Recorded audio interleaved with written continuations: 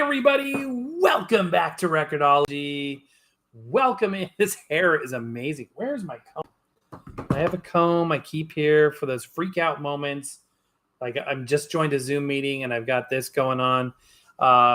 So welcome to a middle-aged guy combing his hair.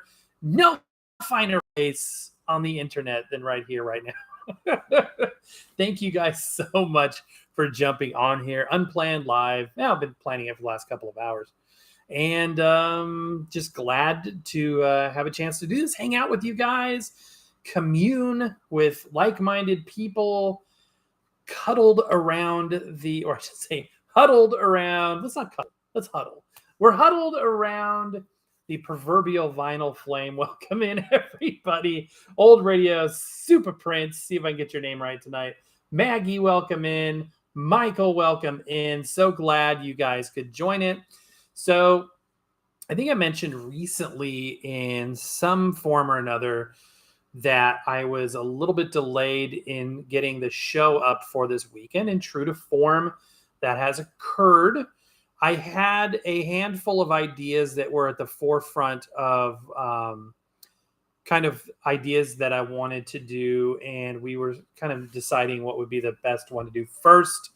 So we have made that selection, produced that show, and it is, as I speak right now, going through its finishing touches inside YouTube. And my goal this show, like as soon as we're done here, to flip the switch. So if you just can't get enough Record-ology and you choose insomnia over sleep, then you can keep it going. I don't know why anybody would want to, but you can keep it going, and I would appreciate that.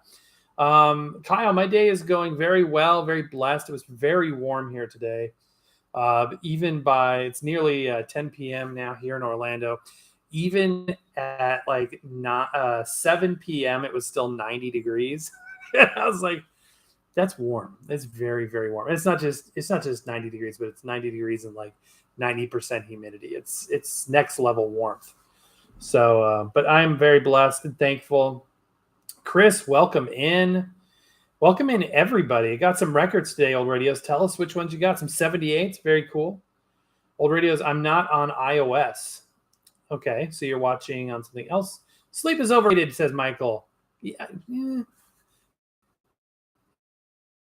It can be. It depends on how excited you are about what you're working on. Like, you get a project and then, your nose down, nose to the grindstone. You look up and be like, what? Is that sunlight? What's going on here? Then other times there's nothing better. But I appreciate you choosing YouTube and the internet over sleep. And I appreciate it very, very much. Old Radios, the garage sale, unfortunately, individually priced 45s, goofy prices. But what titles did you get? So the show today will be very, very interesting. It's a bit of an experiment. And I'm not going to say what's experimental about the show, but something has been introduced, hopefully subtly. And again, when you're on a live with me, you are in the inner circle of knowledge and insider tips and tricks and things. And I like to just kind of share, kind of behind the scenes what's going on. So I will reveal, regardless of whether or not it performs well, the show or not. Hopefully people enjoy it. Hopefully it's fun. Hopefully it's knowledge. There's something that somebody can, get some knowledge or at least hear my opinion in the show for what it's worth. But this has been a bit of an experiment. There's an element to this we have never done before. So I'm excited to see how it does. I always prefer to get shows up on Saturday morning because I feel like Saturday morning is like the prime time for watching YouTube. You finally get a chance to sleep in. That's when I can catch up on a couple of channels, throughout the week. And so when I'm and I don't like publishing late at night. So it's literally, and that's because, that's when the viewership just goes down. So I don't want to release something, when viewership is dropping. It's a little better on the weekends and the weekdays, but still not the ideal time. That being said, sometimes it just takes time. And I had a bit of a writer's block in terms of creativity in getting this out because I wasn't sure how I wanted to do it and how to construct it and hopefully it will be a good combination. There's always creative choices, and having a background in television and film production, I have this tendency to overproduce things. And you may look at this channel and be like, really? You can't tell. That's because I've forced myself not to be that way. These are videos. These are not shows. I keep saying they're shows. They're shows, I guess. But they're not like television shows. You know what I mean? These are These are chances for us to hang out, for us to just shoot the breeze and have fun together and learn and talk and grow. And that's bi-directional. Absolutely. So there's always this, like, how formal do you make a video? How much graphics do you put in? Do you not put in graphics? I don't want it to be like an institutional video. And I feel that a lot of times YouTube, people feel that a good YouTube video means that it's got graphics, it's got bumpers, it's got all this stuff. Whereas sometimes, I'll put it on a YouTube channel or a video of somebody I like to watch, and then just set the phone down and work on something else. Like I'll brush my teeth, or I'll, do the dishes, or whatever the case may be. And sometimes it's just great to do that. So, wow, super chat. David, thank you so much. Went to Goodwill and they had a whole bunch of 10-inch LPs. Wow, for 99 cents each, I bought about 2 dozen. That is so cool. And thank you for the super chat, by the way. Thank you very, very much. I just happen to have my 10-inch vinyl collection in this case down here. So maybe we should show a couple of them. Just grab a handful of some of my 10-inch LPs. This is MGM Joy House promo radio transcription disc. This one absolutely reeks.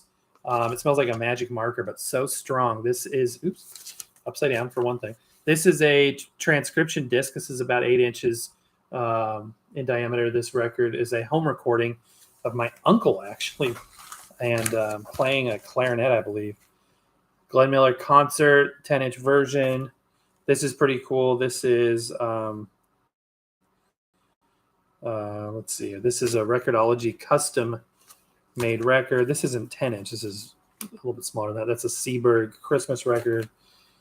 Some Flexies that are 9 or 10 inches that were sent in from a viewer. Got some kids records in here. Lots of cool stuff. I like this format. It is cool. It is really interesting. Let me flip through this here. This is a cool big band compilation. 10-inch vinyl records have a tendency to kind of sound harsh and kind of like 45s, actually, but they're fun. Really, really fun. It's unique. It's something new and different. And I don't think these sit behind me in this case, and probably because of that, I don't think to play them very often, but I should. So thank you for the super chat, and thanks for your comment. I appreciate it. Let me go back on comments here. Got some World War I songs at old radios, dance band songs, Western Swing 78s. Very cool. Georgia White Blues song. Got some 8 RPM records the other day. That's amazing. Super Prince says, any new records? Since the Father's Day haul, I was so spoiled. I haven't even really thought about, acquiring more records.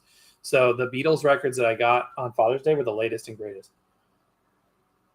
So cool to get those Parlophone pressings from 2009. And one thing that did show up today is, and I posted it in the community tab. You might have missed it, but I had this 8-track tape. It's the Red album, the Beatles Red album.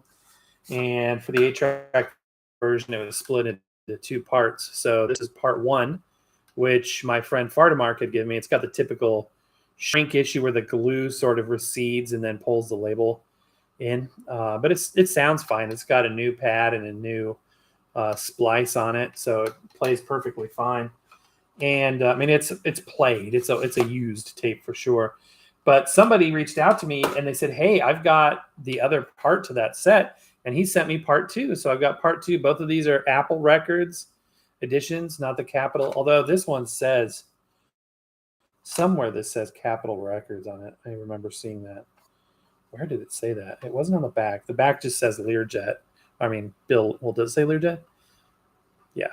Obviously, there's a whole story there, but somewhere I thought this one said Capital, or maybe no, it was this one. I'm looking at the wrong one. Yeah. Look at the back of this one, says Capital. See if I can get the angle right at the top there.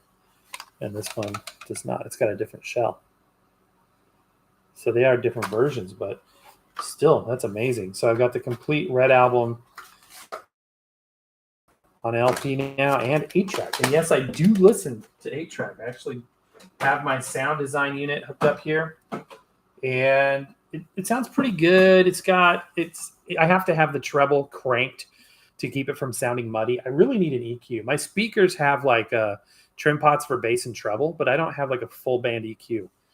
And that would be kind of nice to put in line. But yeah, so that's the newest, latest and greatest item.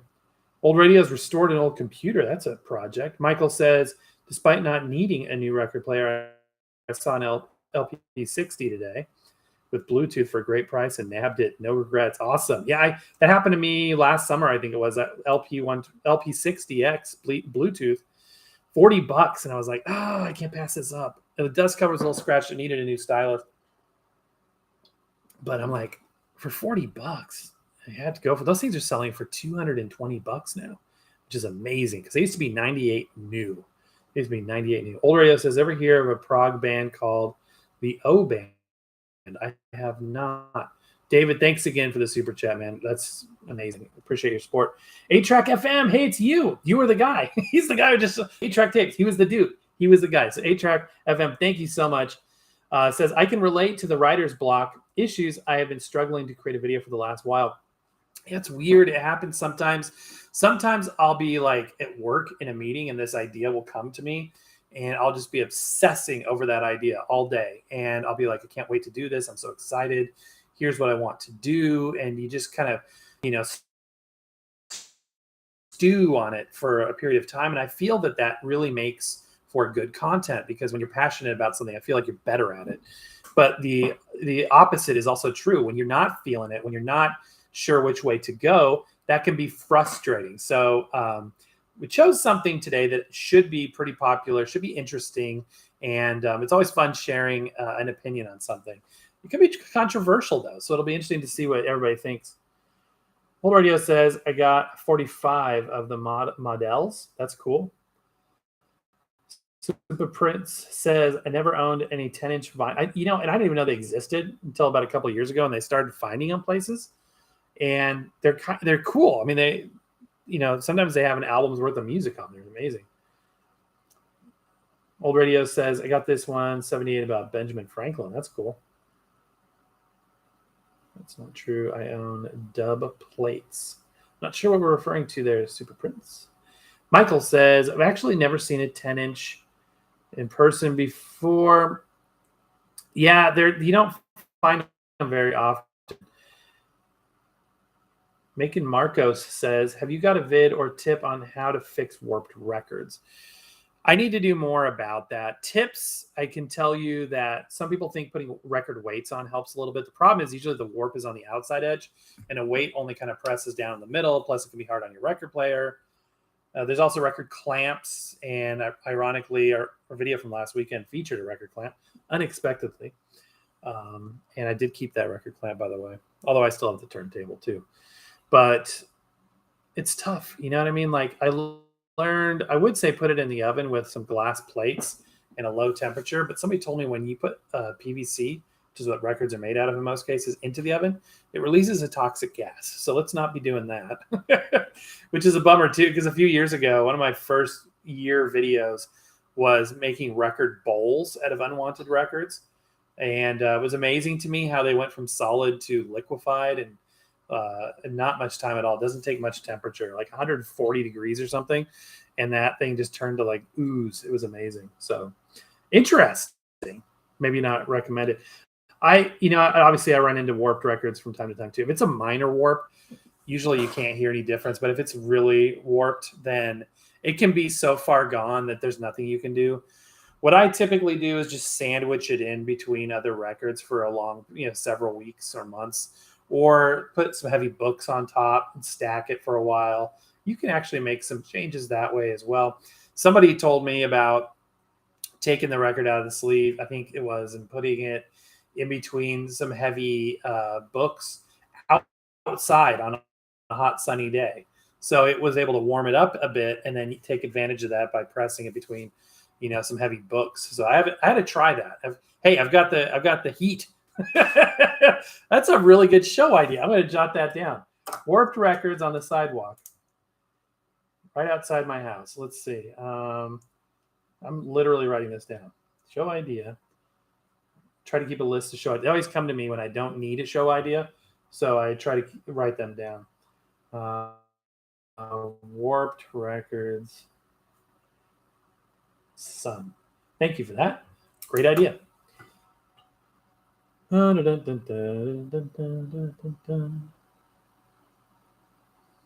also this thing. There's a vinyl press product. I haven't played with it, but I think you put it in the oven too. I'm not sure. Old radios, ever find any 16 RPM or 8 RPM records? First time I got 8. I've never got my hands on 8 RPM records. I know they exist. I do have a handful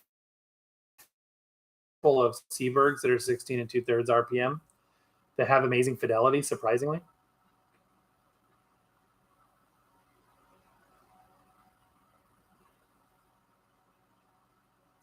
Eagle ASMR says your CD player reviews are awesome. I'm glad you like them. That's great. I've got 2 more brand new CD players waiting for review. And it's tough because I've got some smaller item reviews, and I'm never sure the best way to do that. I learned the hard way that YouTube doesn't like you to sort of package things together and do like, hey, mystery reviews or 5 reviews in one show. They don't like that. YouTube likes your descriptions to be specific. They like your topics to be specific and identifiable. Yet at the same time, if I do a review on a CD player, there has to be a hook.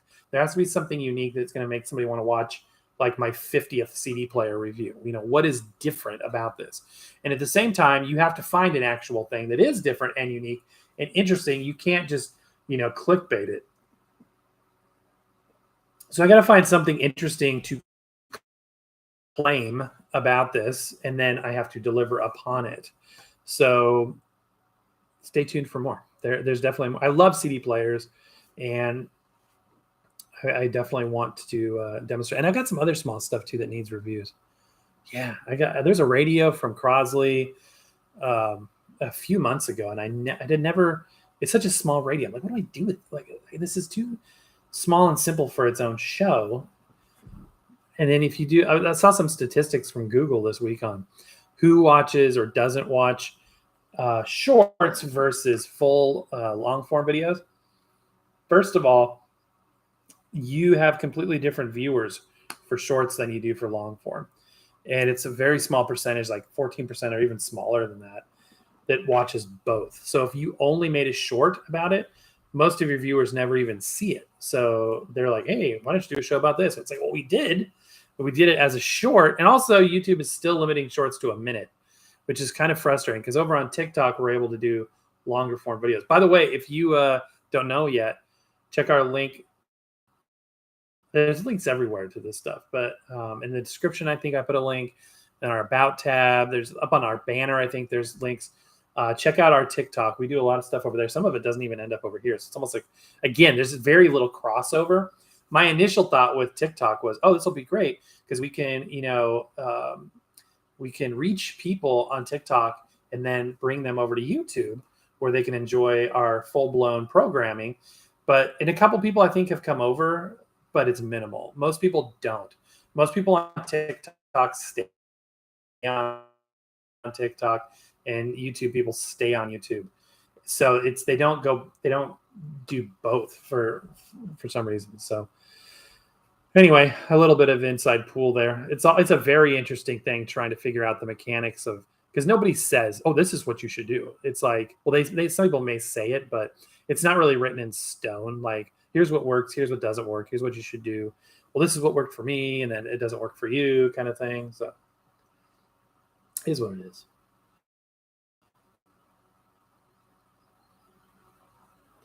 Dub plates are custom records. Interesting. Once you get a chance, you got to Google it. Dub plates. Okay, I'll check it out. Toronto John, thank you for moderating tonight. Appreciate it. Toronto John sporting the beautiful blue wrench because he is indeed a moderator.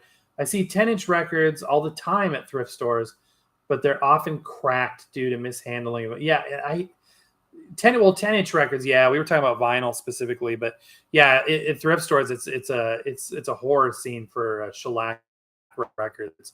They're usually at the bottom of a pile in a box, all busted up. And sometimes I'll still look through. I'm like, please don't let there be anything. Don't let this be the time I find the Patsy Cline 10-inch shellac record from Coral. That would be the heartbreak of record hunting, or some rare Glenn Miller. It's like, this is heartbreaking. Don't do this to me. But no, it's usually 90% Columbia's, red label Columbia's. Have you ever noticed that? It's very interesting. I don't know why that is. And a word on thrift stores here in Florida versus back in Colorado. Oh my gosh, it is a different world. Back in Colorado, there was thrift stores on every corner. You could choose which chain of thrift stores you wanted to go to. There was at least 3 big ones, and there was stuff every time you went. There was tape decks, CD players, a lot of record players. And if you went to 2 or 3, you would almost guaranteed find, something good. I found a Nakamichi tape deck for $14 that I turned down, and I have regrets to this day. It had a blood stain on it. I was like, I don't want that. I don't want to bring that into my home. And everybody's like, just wipe it off. And I in hindsight, I'm like, yeah, I should have just taken a Clorox wipe. It wasn't a Dragon or anything. I would have probably brought in a Nakamichi Dragon, even if it was in bad condition. But this was a BX 100, I think, or something like that. So it was predated the Nakamichi Dragon, but it was still a Nakamichi tape deck. It would have made for an interesting show. Plus, it was the white one, and it was discolored. It had like the yellowing look to it, so it wasn't like the cool black ones. But anyway, awesome thrift stores. And you come down here, and people on YouTube here would tell me all the time, they're like, oh man, you got the best thrift stores. I can't believe you find this stuff. I would find vintage 45 changers. I'd find everything. I'd find records. Come down here to Central Florida, it's a different story. There's hardly any thrift stores. And what a thrift store is down here is very different than what a thrift store was back home. Down here, a thrift store is almost like a dollar store. There'll be like toothpaste and some new products, some old products. It's almost like an Army Navy surplus store. And it's interesting. And some of them do have vinyl. And even I found some that had electronics, but it's a different animal down here. And I think that you guys warned me about that. So, which has kind of been a challenge, because that was one source of review product, was we used to do that quite a bit. I unfortunately just don't have the access to thrift stores that I used to. We'll hopefully change that. Or maybe we'll just have to travel a little bit further away.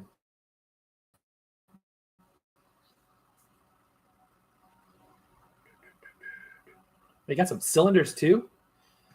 Wow, 2 weeks ago. That's awesome. That's really cool. Sorry I'm behind on comments. That's very on brand for me. 2 Edison phonographs. Wow. I've got some diamond disc. In fact, in there's some diamond disc. I've got a reproduction. Do I have a friend of mine did vacuum sealed diamond disc reproductions. By the way,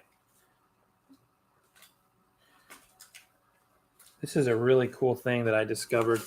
There are companies out there that actually sell, and I'm trying to put together a show in the near future where we talk about this again. Speaking of a 10-inch vinyl record, this is a cool one. This is a translucent, kind of a cranberry colored one. Julie Andrews radio interviews. A lot of these radio discs have locked grooves. But what is the name of that company? They sell these new paper sleeves for 10-inch records. That's a great way to protect your shellac records, or even 10-inch vinyl records. It's kind of like a giant 45 sleeve. I would recommend that highly. Taking care of shellac records is a challenge for sure. Where is? Okay, here it is. Check this out. This isn't something. Well, this isn't what I thought it was. This is actually a reproduction, but it's not an Edison. This is just a 78. So this is a Brunswick reproduction, and this is kind of a vacuum formed reproduction. It is a one-sided disc. The reproduction label. It's a test pressing that my friend did. Sounds pretty dang good.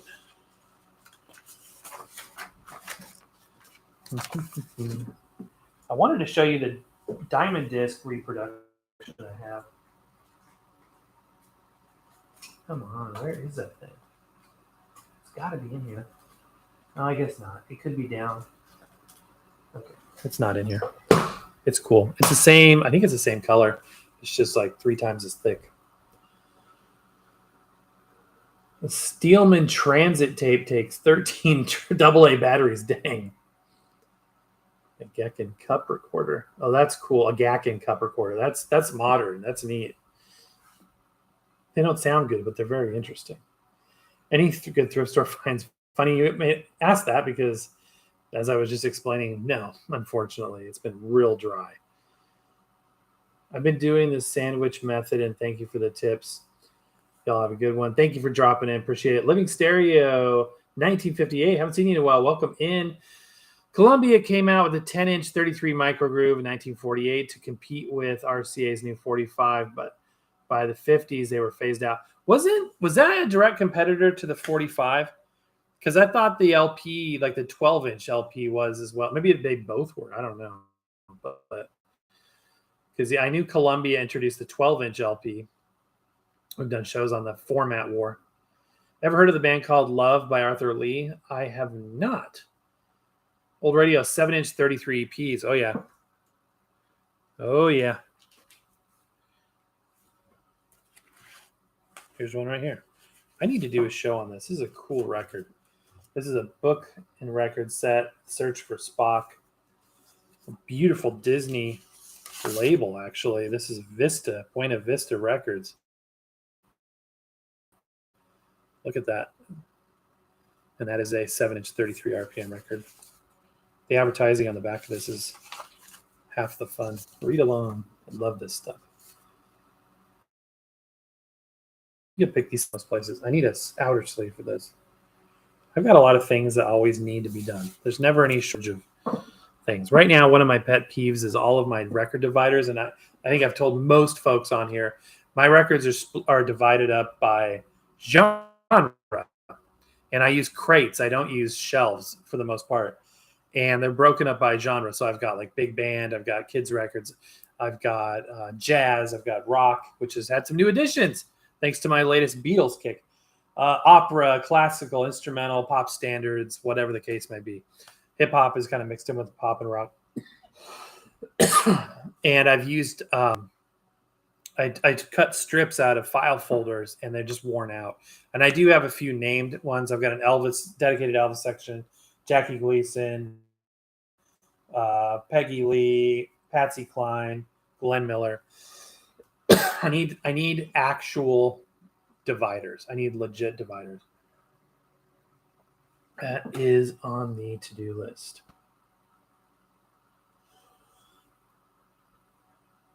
We got a month's 4-track. Wow. I almost got my hands on a 4-track, 8-track combo player. Very cool. Rice Cooker, welcome in. Sorry I'm behind on comments, guys. Toronto John says, a couple of years ago, I found 10-inch 78 of rock. I thought, wow, with Bill Halian's comments in great shape. And the record really rocks on my hand crank HMV. If I get another like vintage player for playing 78s, it would be like a hand crank HMV, like a portable. I wouldn't get another floor model phonograph. And a couple vinyl copies. Wish I had an HMV. Very cool. Excuse me. My water went down the wrong pipe. What about cassettes? Oh, yeah. We've done a lot with cassettes. HMV 102. Very nice. Anybody collects pre-recorded cassettes? I do. Absolutely. I need to do more with the cassettes. But absolutely. That's a format I never thought I'd go back to. I was never like, Okay, when I got rid of cassettes in the early '90s, I was like, "Good riddance! I never want to rewind again." And here I am, reaccumulating tapes. Never thought it would happen, but tape is fun, and the reason why tape is fun is you can record on it, or you can buy pre-recorded tapes. So that right there, blows a lot of other formats like records and CDs out of the water. And I know there's exceptions, but you know what I mean. But a tape was a format that was pre-recorded and recordable, and making tapes is very, very fun. I love doing that. There's a little thing I bet you didn't know. There's actually a Record-ology private label record label that is purely for my own enjoyment, because they're for my own use or whatever, and I've given one or two to friends, but it's just fun to make a tape. It's fun to set your levels, to choose your bias, to pick your tape stock, to pick your EQ settings, and I love all that stuff. So absolutely, I love tapes.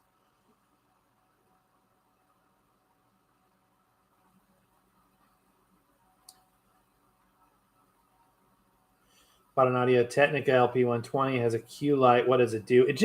This one has a Q light too. This is a friend of the LP 120, and this Q light helps if you turn it on. Just lights up right there, and the reason why is it helps DJs cue in the dark. So if it's pitch dark and they can't see anything, it just gives a little bit of light so they can see the track markings to help them cue it up. That's all it is. But if you, and that's because the LP120 is sort of a DJ design turntable, as is the PLX 500 here. So that's sort of a holdover from its DJ design cues. But I think it's just kind of nice having a light on there. But yeah, it's just to help you cue up the record in the dark. Michael says, I'm not on TikTok. Too much noise. Not enough meat. Old radio, 7810. Old Record says, went shopping that weekend. It got some goods. My best was 1981 sealed UK The Beatles Early Years 2 for $10. Wow. Also got a great copy of Days of Future Past by the Moody Blues. For Beat records, what's on my horizon now that I am kind of neat in collecting, I would like to, and it could be CD or it could be vinyl. I'd be happy with it. But what I'm really looking is more of the later half of the career, later half of the 60s albums. So like Revolver, Rubber Soul, the White Album. And I had the White Album. I inherited it from my dad. And it was long, like a decade before I got back into vinyl. So I don't know if I sold it, or I don't think it's hiding in a box anymore. Get Back, stuff like that. Those are kind of the ones that I'm really interested in. I've got a fantastic collection. I was really blown away. My wife is amazing. She got me so many good records, and especially impressed with the choices that were made in terms of which one, because they were exactly the ones I was looking for. So that was really, really cool.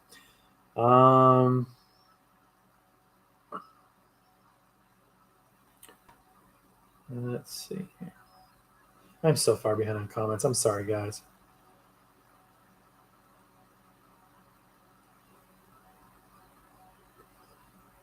We had so many thrift stores in New York City. Now I have to go well upstate just to find any decent ones.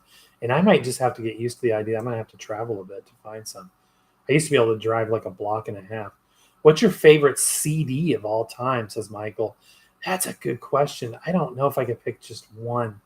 I've got so many great memories of so many CDs. I'll tell you a few, and this shows you how diverse is a nice way to put it, but kind of crazy.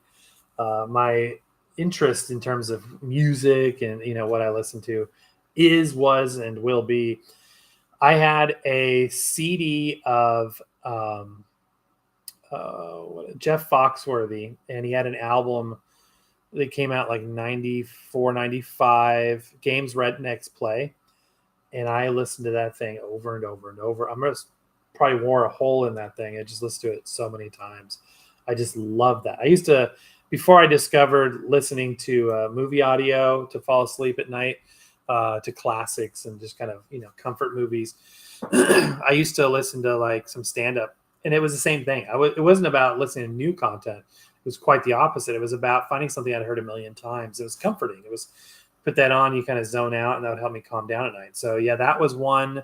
I remember I had one of those Excelsior cheapo 20 classical hits CD that had some of my favorite to this day versions of some classical songs. I played that like absolutely crazy. Started collecting Glenn Miller CDs. That was probably the first music I ever collected, where I was seeking out multiple titles by one artist in the 90s and collected just so many. My first CDs I ever got.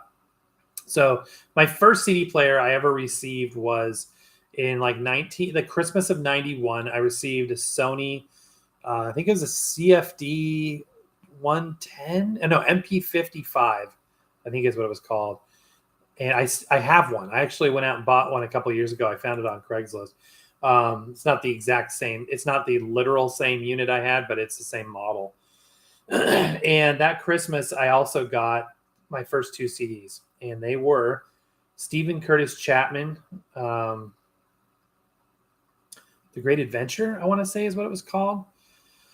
And the other CD was Garth Brooks, Rope in the Wind.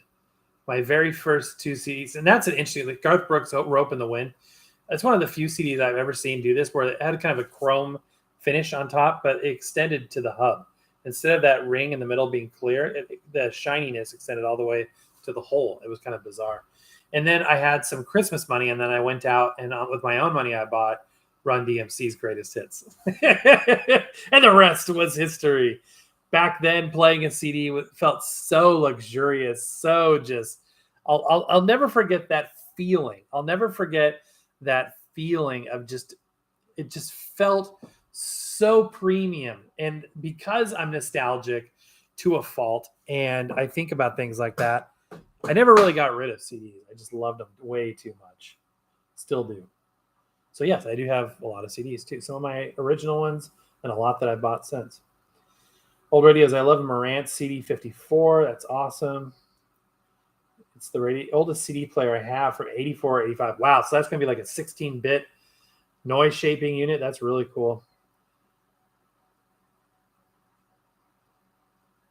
Yeah. Oh, you guys are commenting about that disc. Shows you how far back. So, sorry, guys. So what do you do with all your record players that you review?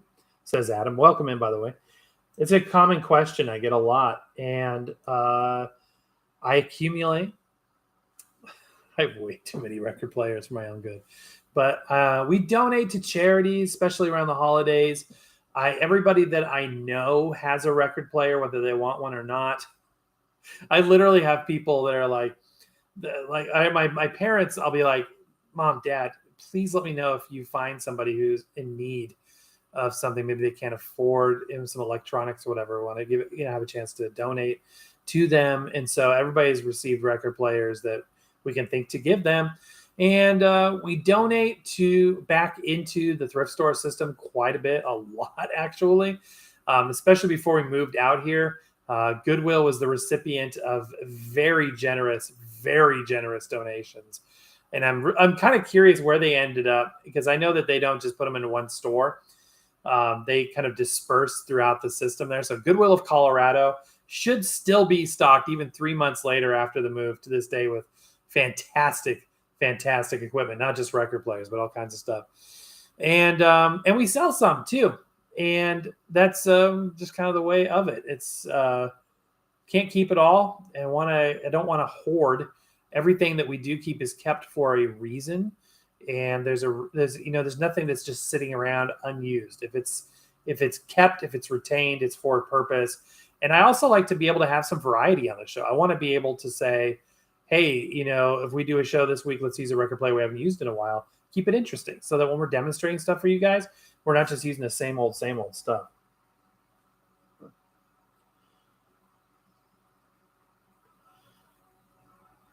Compact 33s. I've got a couple of those. I have a guy giving me recommendations I really want to try out. RCA Living Stereo 58. That's a really cool username, by the way. The stereo separation on those is incredible. Did they do those? They did too. Reel-to-reel rules, absolutely. I need to resolder the input RCA, my left channel RCA input on my GX4000D. Besides that, it's working perfectly. It's my only like hi-fi reel-to-reel right now. Like that's a weird thing. How many do you have? Yeah. But the two decks from 1968 are no longer with me. I do have the little portable. So I got the little James Bond Mission Impossible one that we did do the This Tape Will Self-Destruct video on. You can go back and look for that. It's fun to do. And then I've got an Electra rim drive reel-to-reel and a Sony capstan drive reel-to-reel that's very nice. It's almost hi-fi quality. I need to do more with that too.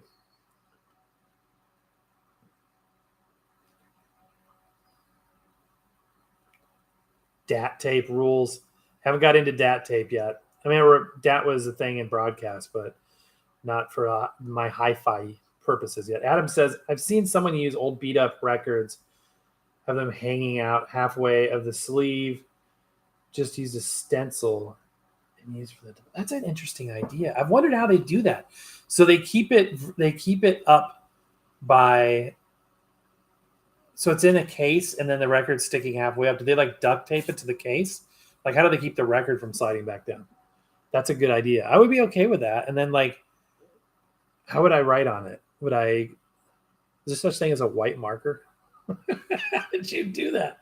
I've seen that at like record shops, though. I need to look closer how they do that. Just use a stencil. Okay, so you're saying like spray paint with a stencil. That's a good idea. RCA Living Stereo says another good format they made. It's a 4-track Revere tape cartridge system. Yeah, and you got broadcast tape cart and play tape and all that stuff. Super Prince says, I do reel-to-reel all the time and DAT mini disc as well. Like I said, I'm going to do DAT, do a lot of reel-to-reel, and I've got a beautiful Sony, I think it's an MP110. I keep saying MP110 for everything, don't I? Got 110 on the mind. I was talking to somebody about the Nagaoka cartridge, which is MP110. But no, it's a JE510. I think is what it is. Sony JE510 mini disc recorder. Hi-fi. It's wonderful. Plays back flawlessly. Records for the first 40 minutes, and then the disc goes corrupt. I don't know why. I've taken it apart. I bought a new transport. I put a new one in. So, and I have, I've got quite a few mini discs, and I need to do more with that too. So thanks. You're giving me all kinds of ideas of things that are reminding me of things I need to get back into. They only made them for 3 years, unfortunately. Talking about the months tape, I think.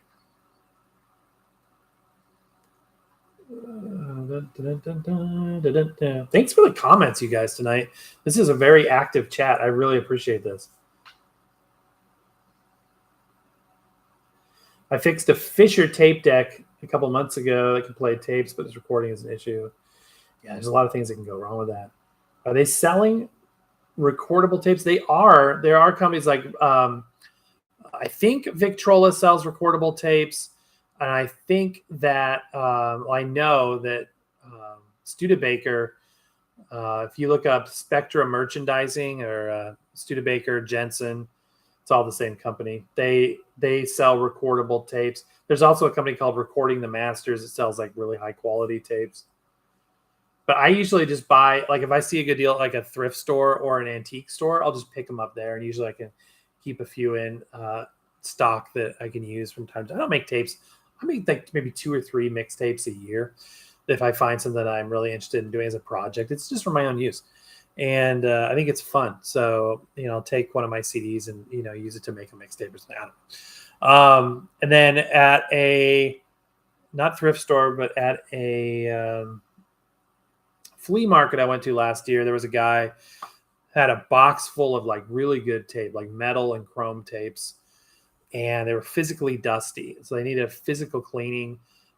And they were like, I bought like a bunch, and I bought a bunch of reel-to-reel stock that was recorded on, but it was for the purpose of recording onto after I make sure there's nothing like, it's not like some lost Patsy Cline recording, like the second half of the was it the Fernwood recording, that the first tape exists. The second tape is like probably the holy grail. Apparently it exists. They're just the family that owns it isn't going to release it. That's a story for a different day. Old Radios is going to use it to digitize audio. Interesting. Lots say Revolver is their best. I had it on CD at one point when I went through my 90s Beatle phase. Old Radios, I like the Beach Boys from that era a little more. Old Radios got lots of CDs. Rice Cooker says, if you want good Beatles quality UK-wise, look for 70s copies. They usually have the same cuts or even recuts and are half the price. Good to know. I'll keep an eye out for that. A lot of the records that I got this past weekend are UK, or they're UK variants, like the Parlophone pressings of Hard Day's Night and what was the other one? With the Beatles. And they sound so warm, and they don't have that kind of cold harshness that I associate with a lot of early Beatles recordings. And I was just really blown away by how warm it sounded. Like from a recording quality standpoint, it sounded noticeably different. It sounded like kind of their later stuff, at least what I had associated the later stuff to sound like. Got the Philips dual unit so I can make my own CDs. That's cool. I had a CD burner. No, it was a DVD burner, Philips DVD burner back in the day. And one of the stations, TV stations I worked at, I remember we had a DVD burner with a hard drive, so you could load footage onto the drive, and then from the drive print discs. That was really cool. Mine didn't do that. Mine was just worked like a VCR. Even 80s copies, true analog mixes, great cuts. That's awesome. So I have a Sony 5-disc changer. So do I. Got that down there. It's also the MP110. Just kidding. I'm just on the MP110 kick. I don't know what model. It's like 1990. It's right before they put the USB on it. It's like 1998 era. It's a really nice unit. Old Radio says the first CD I loved is as a kid in the mid 90s was Entertainment Weekly's Rock Archives. Very cool. What is your current CD player? Darth Warren says. So since you asked, this is a compact disc player CDP CE345. CDP CE345 by Sony. 5 discs. I don't have the remote for it, but it's got a pretty full functional front panel. I can program. I can do a lot of things. It has a jog wheel and stuff. It does not have the headphone amplifier. This is probably the third 5-disc changer that I've had in the last couple of years. And it's a really solid unit. I actually bought a Yamaha Natural Sound 5-disc changer after I bought this because I wanted to match it to my Yamaha Natural Sound cassette player with the glass-fired heads. It's a thing of art, a thing of beauty. But I was unimpressed with the CD player. The Natural Sound tuning that Yamaha does is fantastic for the kind of music I like to listen to. But the CD player was just sort of adequate, and it did not have a fully featured front panel. So I actually gave it to my dad. And when I go back to Colorado, I'll see if he's actually using it or if he didn't find a use for it. But yeah, the Sony 5-disc is the way to go. That's back when Sony was the brand you wanted on your equipment. For portables, I've got something to choose from. It's like I've been listening, and it's a blessing. I don't say that lightly. I'm just thankful. I've been listening a lot to the KLIM CD players that we reviewed recently. We gave away a bunch of those on a live not too long ago. I guess people are starting to receive those, so that's good. The Klim CD player is amazing. I still wish somebody would say what kind of DAC they're using on a modern CD player, because it was all the rage in the early 90s to say 1-bit DAC, and that was an improvement over a 16-bit DAC. And that's a story for another day as well. But contemporary CD players, most of them have built-in batteries that are rechargeable, which I think is a good thing. I realize it's a limited, product at that point. It's not, they're not user replaceable batteries. So eventually the battery is going to KO. But I personally like the convenience of not having to buy batteries more than I dislike the inconvenience of someday it's going to be bricked. But that being said, they don't say anything about the DAC anymore. And I'm trying to find out how they're doing that. I'm really curious. They sound great. They sound fantastic. a lot of them have like you can't turn it off anti-skip, which brings into question how are they buffering the audio? Are they throwing the audio into like a RAM buffer that's got a degraded compression? Also, something that they don't disclose, and I would love. And when I say they, I mean just the industry these days. I would love to know what's happening behind the curtain.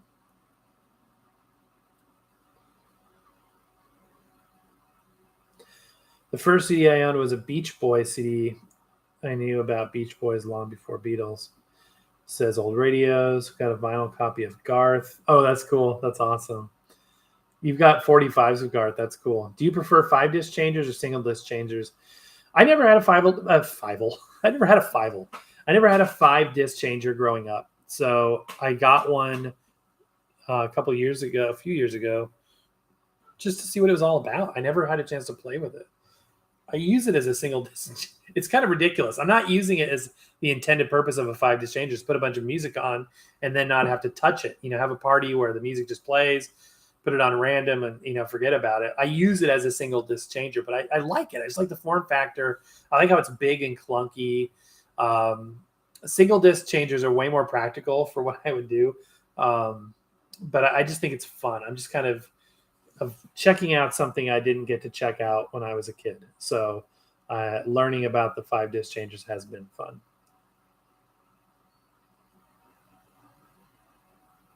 Interesting questions about CDs tonight. Never know what you guys want to talk about.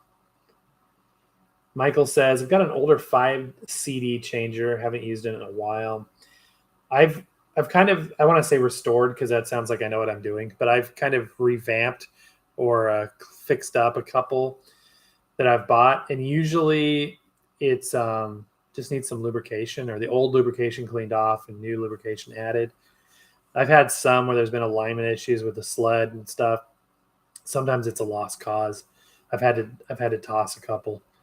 They were just too far gone. But sometimes, it comes in and it's in good condition, or if it's not, it's a small thing. Like maybe it just needs a belt, and you can, with some patience, you can get a belt on eBay and be up and running in not too much time.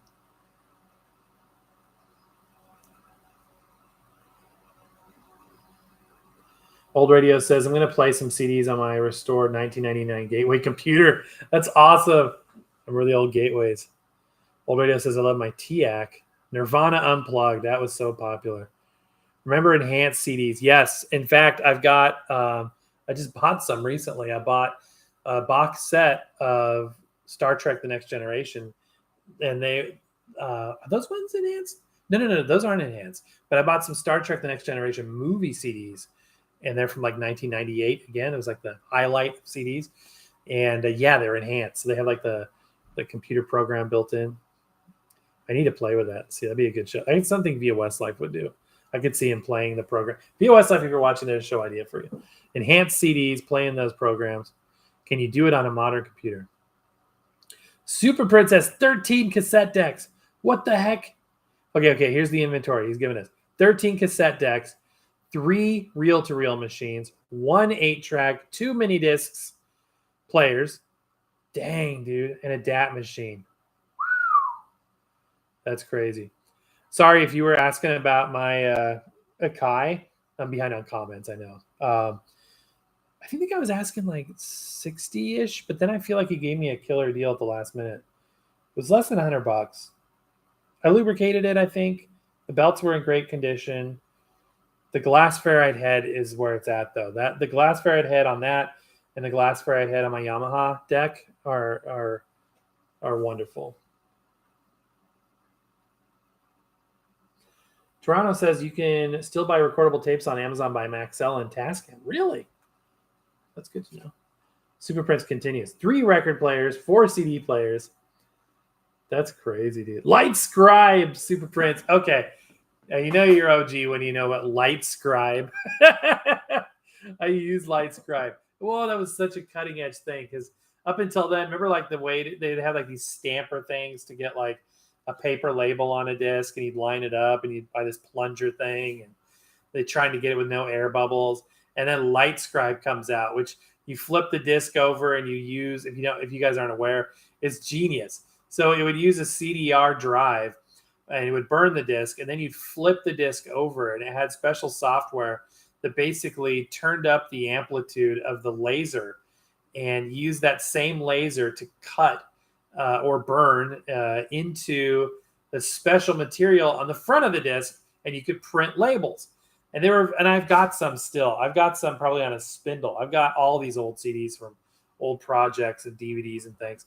And they were really like, you'd have to look at them at the right angle to even see it and stuff. But it was so luxurious to not have to have a paper label, because a paper label on a CD it was never cool. It never looked good.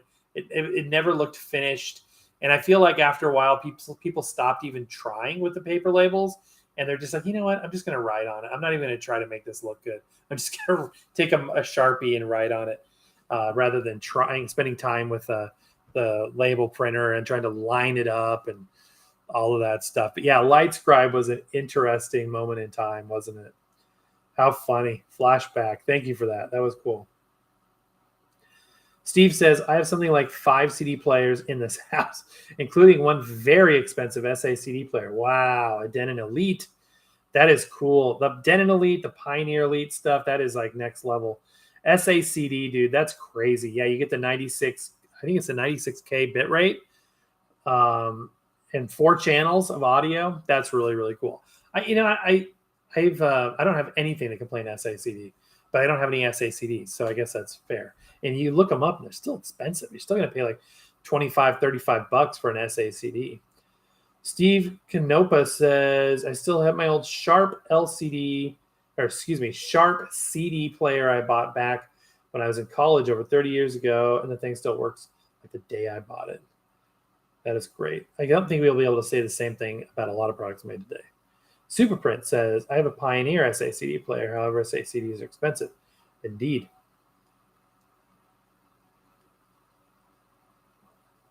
Steve also says, I'm using an external DAC for my CD player in the main rig. Wow. So your CD player is merely a transport. That's cool. That's really, really cool. Yeah, and that's beyond my level. I've never played with anything like that. I've seen stuff like that. But. Steve also says, one of my CD players is a Denon 5-disc player. Very cool. Singles are great also. Make sure you have the remotes for all your hi-fi. Yeah, I need to buy that Sony. Actually, I was thinking about that this week. I probably had to pick up the remote for that thing. They do come in handy. They do. But you know what? My listening is different. I listen here at my desk, mostly when I work. I don't have like the hi-fi I don't even have a record player in my living room. Isn't that weird?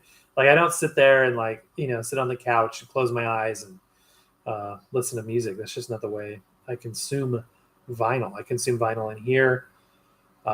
This chair does tilt back a little bit, but it's not something you want to see on camera. I tell you that. Darth says, look for older Blu-ray players from Sony or Oppo for cheap. I've heard of that, yeah. But I've kept an eye out, but I haven't come across one. Do you have an Oppo Ultra HD 4K Blu-ray player? By the way, I was on the hunt last year, or I guess it was earlier this year, or maybe both, for a region-free DVD player because I have a copy of the movie Bola Quo with Status Quo and a couple other things that a friend in the UK sent me, and I want to have a chance to play them. But finding a region-free DVD player here that's not in a computer is a hard thing. So I need to play with that thing. I think I found one. I've tried, and I've actually documented on this channel a couple times trying, but hopefully that is one that will work. That's a show for a different day. Old radios. I got more than that. I got more than that. It's nothing. You only got 30 CD players in your house? Well, I got 45. I believe it. I need to steal a show idea from channel 33 RPM. He does this series where it's like, show me your hi-fi. I really want to do that. I want to steal that idea from him. And maybe he didn't come up with it, but I'm going to do that idea as well. Let me put it that way. I would love to see some of your guys' setups. So we'll probably do a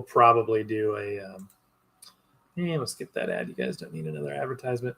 Probably do something about that. I think that'd be pretty cool. By the way, it's cool seeing the Disney fireworks. Oh, I'm glad you liked it, Steve. I wish more of our core audience or more of our audience enjoyed non-vinyl stuff because as strange as it sounds, do things besides vinyl records. And I would love to be able to share more things like that, but it's just so limited what people want to see. You know what I mean? If you're not pointing a camera at a record player, it's hard. And even these lives, I can be like giving away record players and records, and which we've done on this show, on these lives, and it'll still be a more contracted audience than we'll get on a mainstream video. But for the people that do enjoy it, I'm very appreciative of that, and I'm glad you liked it. And the 40% battery lasted longer than I thought. I was able to do the whole 15-minute show and only consumed about 7% of my battery. And that wasn't even on low power mode, which I learned the hard way. If you go on low power mode, at least on my iPhone, it switches you from 5G. They have a 5G plus network here, AT&T does, down to 4G LTE. So I had to actually switch it back up to full power mode because I didn't want it to buffer any worse than it already was. Plus, Disney actually has Wi-Fi all over the place, which is kind of nice. Thank you for watching and commenting on that. LightScribe for the win. Yes. Steve says, by the time I finally got a drive with LightScribe, I didn't even care anymore. I know what you mean. You know what's weird? This kind of reminded me of that. I've skipped over technologies before. Have you guys ever done that? Like, I never had a DVR. Not once in my life. I never had a DVR. It was right when the kids were born. It was right when, a device to record TV shows was the least of my priorities. I did not need something or want something like that. And by the time I reemerged into the technology scene a few years later, it was gone. And I never had a DVR. iOmega tried to make a pocket zip a music format. I think I heard about that. Speaking of iOmega, I did have a zip drive. Boy, 100 megs and a disc. I was like, Dad, check this out. It's like a floppy drive, but it's like super powered. Like this thing will store like so much, like 100 floppy disks in one drive. Does anybody still burn CDs? Normal people probably no, but I do from time to time. Steve says, wish I could post pictures, could show a wall of Caesar. Hey, shoot me an email, man. Record-ology1938@gmail.com. It's in our About tab, and it's posted here and there. Record-ology1938@gmail.com. Sometimes people send pictures of their setups. And again, I would like to formalize that, and I'll probably do a show about that down the road. That would be cool. Michael says, what's your all-time favorite record player that you have used? It changes at this very moment. My top three favorites are the ones I have set up right here, right now. The Technics SLB5 changer. This is the Pioneer PLX 500, and I do love it. I paid like $300. It was new and used all at the same time. It had been bought, and the guy had it for 2 weeks before he moved on to something else because he had like an opportunity to get a really high-end Technics for a good price. So I picked this up essentially new for $300, or normally like $340, maybe $350. It's essentially an LP 120. It's got a couple different features. So I would say I would take the LP 120 over this, and it's something I'm actually talking about in the show today when I flip the switch here in a minute. And then I've got the SLBD22 semi-automatic down here. I had the SLD1, yeah, direct drive linear. I also love that turntable. It's in storage right now. I switched that out for the SLBD22. A viewer gave me that direct drive turntable. Isn't that crazy?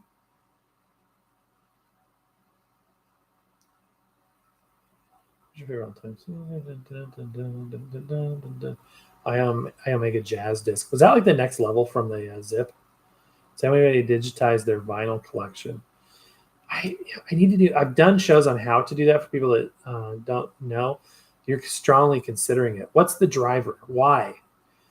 That's what I can't figure out, because I guess I've digitized records that you can't get anywhere else, like some kids' story records and things that you can't get on streaming.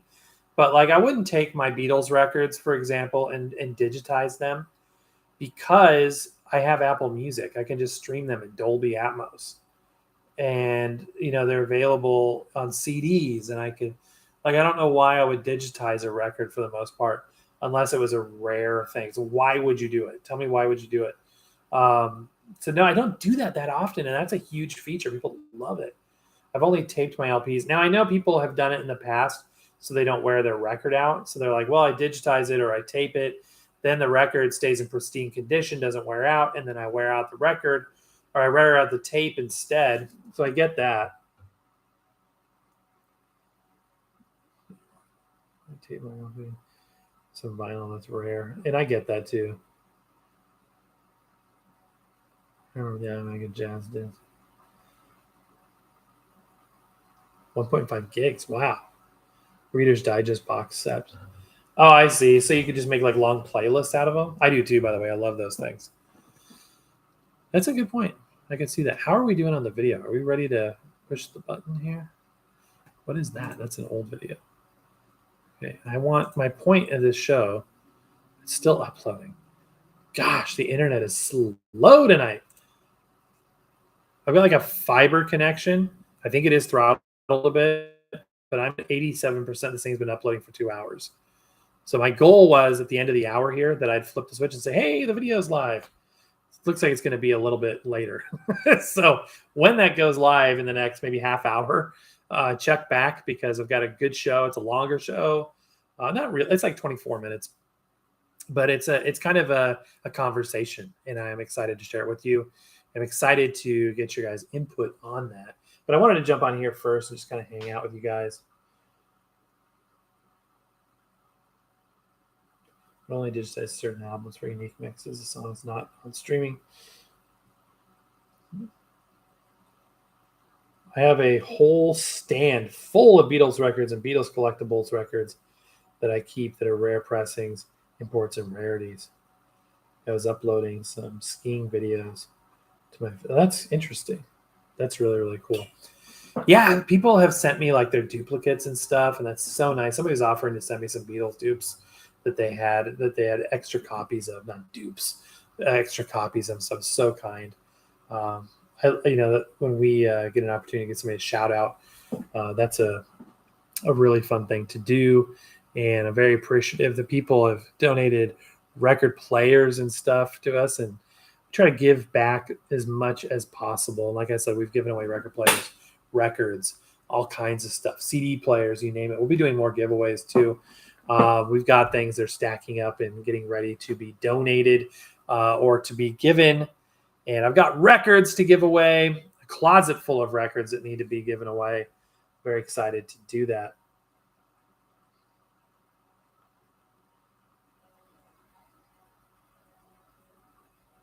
Yeah, those Parlophone ones are cool. Oh, thanks, Michael. Appreciate it. Thank you, Steve. Thanks, Rice Cooker, Super Prince, Darth Warren, all of these really cool names in here. Some folks said hi at the beginning. I think I had to drop.